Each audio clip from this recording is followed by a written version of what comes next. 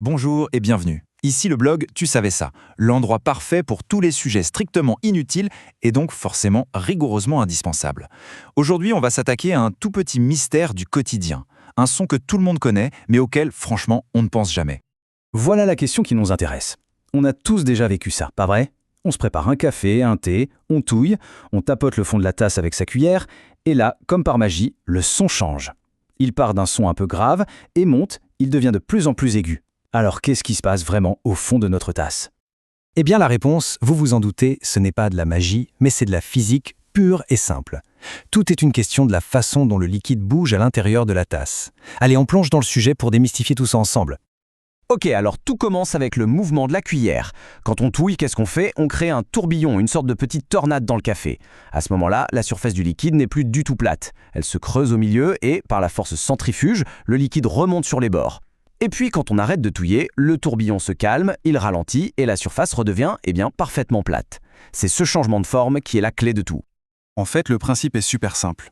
Au tout début, quand le tourbillon est à fond, la cuillère tape contre une colonne de liquide qui est plus haute sur les bords. Et qui dit plus de liquide à faire vibrer, dit son plus grave. A l'inverse, quand la surface redevient plate, la hauteur de liquide que la cuillère touche diminue et le son devient mécaniquement plus aigu.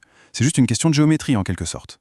Et ce qui est génial, c'est que sans même s'en rendre compte, en touillant ce café, on est en train de jouer d'un instrument de musique. Si, la tasse et le café qu'elle contient agissent ensemble pour créer une note qui évolue. C'est un principe de base en acoustique. La fréquence d'un son, donc sa hauteur, dépend de la taille de l'objet qui vibre. Pensez à une flûte par exemple. Plus la colonne d'air à l'intérieur est courte, plus la note est aiguë. Eh bien dans notre tasse, c'est un peu pareil. C'est la combinaison du liquide et de l'air qui vibre. Quand le niveau de liquide que l'on frappe diminue, l'espace change et le son monte en fréquence.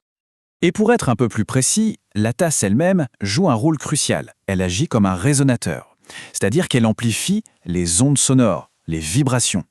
En changeant le niveau du liquide, on modifie en direct les propriétés de ce résonateur. Au début, le grand volume de liquide favorise les fréquences basses, graves. Une fois que tout est calmé, le système favorise les fréquences plus hautes et donc un son plus aigu. Mais attendez, ce n'est pas fini. Il y a une deuxième explication qui vient s'ajouter à la première.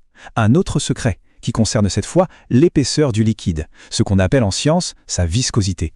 En fait, quand le café est en plein tourbillon, le liquide en mouvement et les parois de la tasse absorbent une partie de l'énergie des vibrations. C'est un peu comme un amortisseur. Et cet effet d'amortissement, il étouffe surtout les hautes fréquences. Résultat, le son nous paraît plus sourd, plus grave, un peu mat.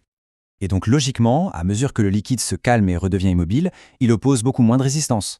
Les vibrations sont moins absorbées, moins étouffées, et là les hautes fréquences, qui étaient masquées au début, peuvent enfin s'exprimer pleinement. C'est pour ça que le son devient non seulement plus aigu, mais aussi beaucoup plus clair, plus cristallin. Et maintenant, une petite expérience à tenter à la maison, si le cœur vous en dit. Essayez avec différentes boissons. L'effet sera déjà net avec un simple mug d'eau, mais alors, essayez avec un chocolat chaud bien épais ou même une soupe. Comme ces liquides sont beaucoup plus visqueux, l'effet est encore plus spectaculaire.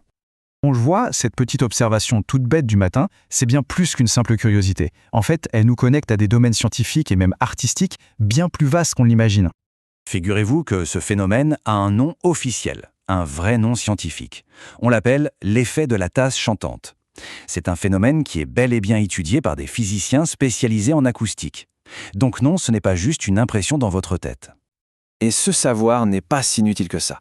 L'étude des sons produits par les fluides, c'est une véritable technique de laboratoire. En analysant très précisément ces sons, les scientifiques peuvent déterminer la composition ou la viscosité d'un liquide sans même avoir besoin de le toucher. Pas mal, non? Et pour finir sur une petite note un peu plus poétique, on peut facilement imaginer que le grand compositeur de musique expérimentale, John Cage, lui qui adorait trouver de la musique dans les bruits du quotidien, aurait été complètement fasciné par cet effet. Il en aurait peut-être même fait tout un concert pour tasses et petites cuillères. Voilà, ce petit bruit du matin n'a plus de secret pour nous. Ce n'est pas juste un son anodin, c'est une véritable petite symphonie de la physique en pleine action. C'est bien la preuve que la science se cache absolument partout, même dans nos gestes les plus simples. Et comprendre ça, ce n'est pas inutile, c'est même indispensable. À bientôt pour un nouveau sujet.